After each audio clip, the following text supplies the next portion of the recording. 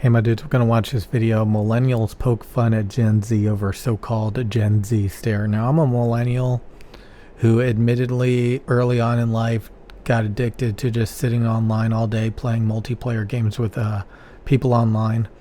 So I was basically doom scrolling from the very get-go as a millennial. But let's go ahead and watch this.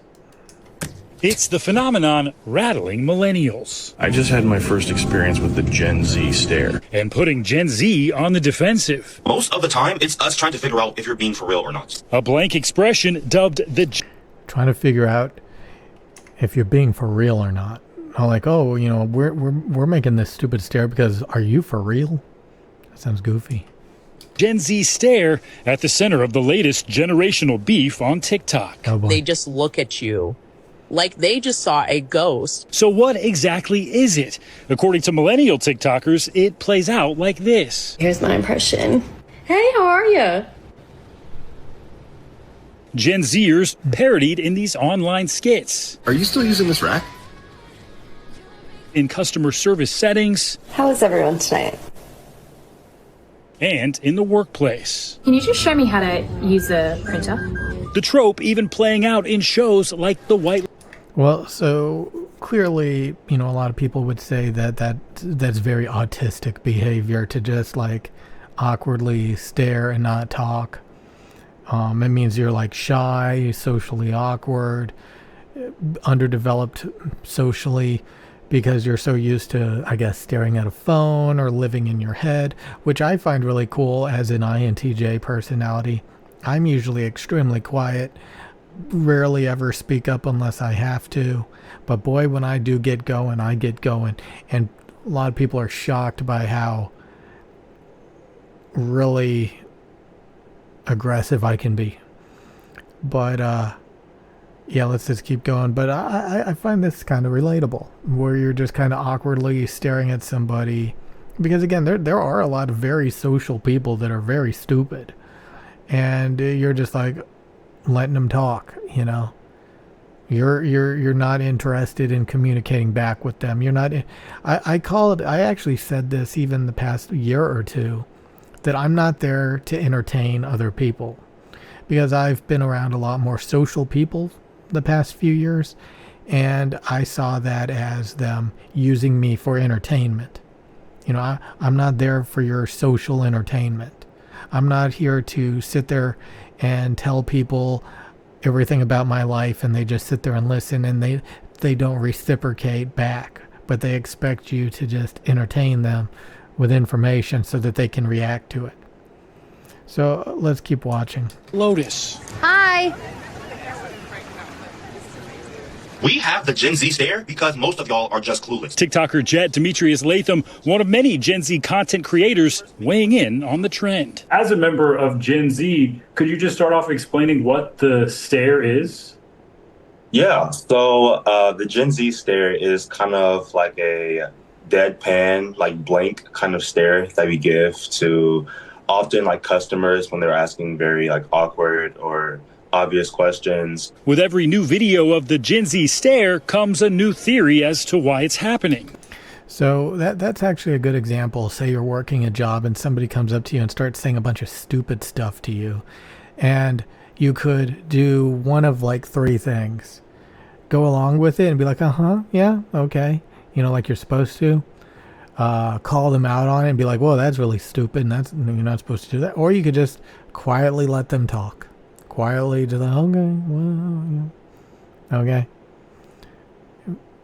But yeah, again, that's talking about, like, again, I know a lot of people that are very sensory, they're very extroverted, and they just want to talk and start up conversations and get you doing stuff, and then you just blank stare at them because you're like, you know, who's this person, you know. And I do that a lot, honestly. I'm just very quiet, and I let, you know, those types of people walk all over me sometimes, you know.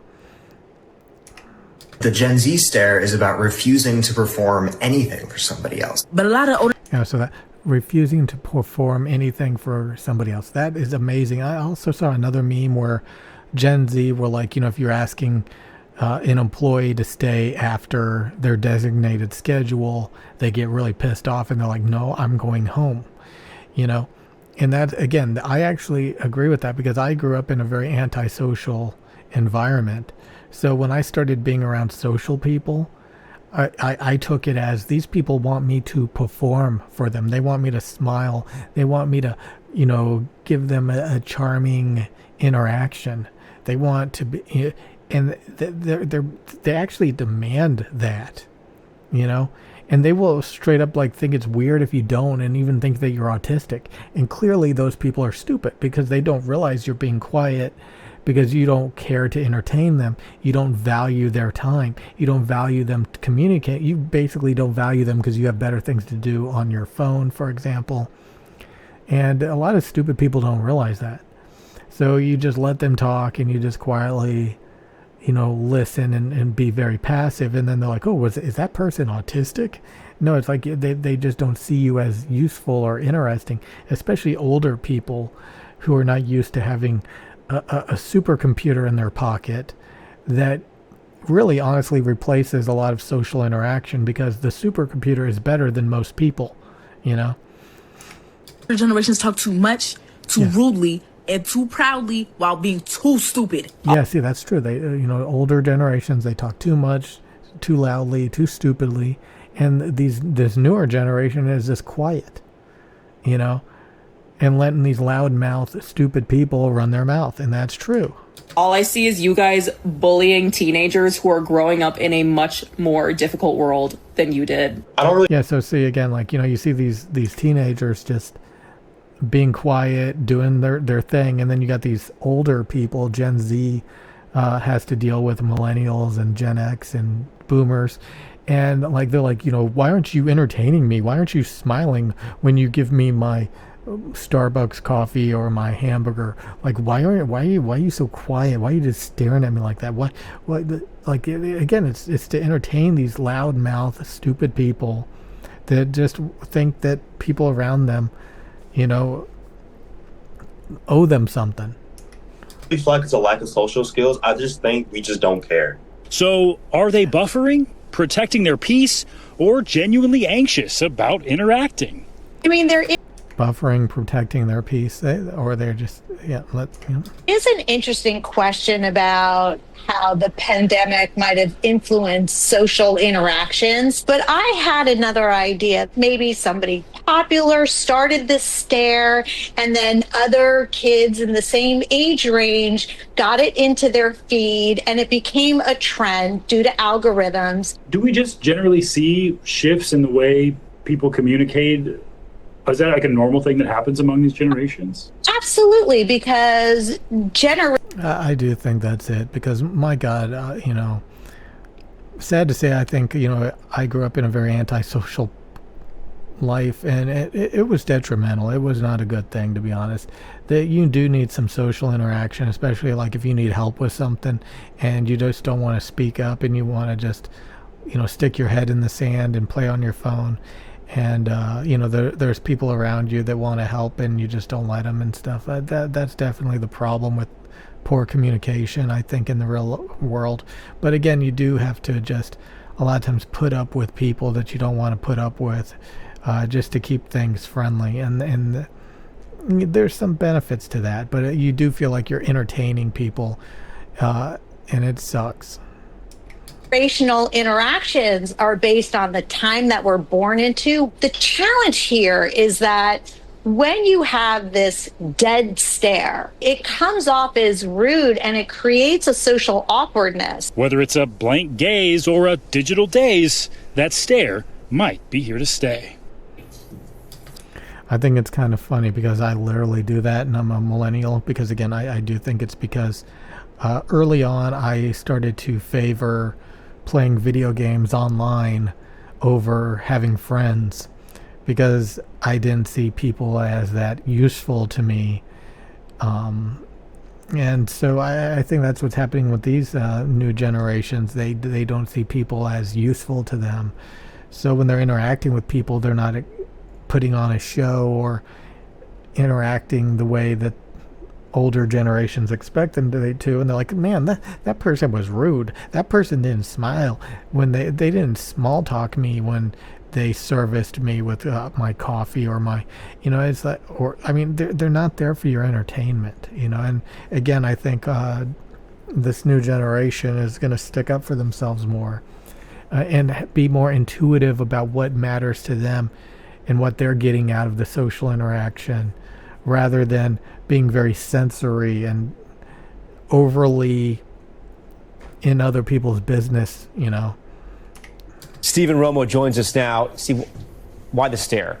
I was trying to pull it off. I can't do it. Yeah. So look, it's good for social media, but what about the workforce? Yeah, a good question. We asked our Gen Z expert there about how this would play in the workforce, and the answer was kind of, if a whole generation is doing this, then they're going to have to get used to it. The workforce is going to have to adapt to them. That's sort of the attitude they have right now. Of course, this young man was 18 years old, so we'll see how that evolves once he enters the workforce. We'll see how it goes. So what I think is really good about this when it comes to the workforce is I've noticed when I work jobs, if I'm disrespected or stuff like that, I don't put up with it. And a lot of people like, oh, you have to look busy. You're on the clock. You're stealing company time. Say you get all your work done, but that's not good enough. You have to look busy. You're on company time. You're getting paid by the minute, by the second, by the millisecond. You better be doing stuff the whole time you're on the clock, or you're stealing company time. You have to suffer. Work is about suffering. There have been so many jobs where, like, I would get all my work done, and then I would go someplace, sit down, play on my phone, sometimes play entire matches of League of Legends Mobile on my phone while on the clock. And then eventually, people start to notice, because they're like, where is he? He's been getting his work done, but where is he? And then they find out, oh, I've been doing this, and they're like, no, when you're on the clock, you have to be, you can't sit down, you can't do nothing. You have to suffer. You have to dedicate that entire amount of time to the company. You have to dedicate 8 hours of your life. It's the same with the people that work from home, and they're like, no, you have to come to work. You have to sit in an office. You can't be multitasking, playing video games, getting your work done really quickly and then doing something else. No, you have to drive all the way over there. You have to sit in a cubicle for 8 hours. You have to suffer.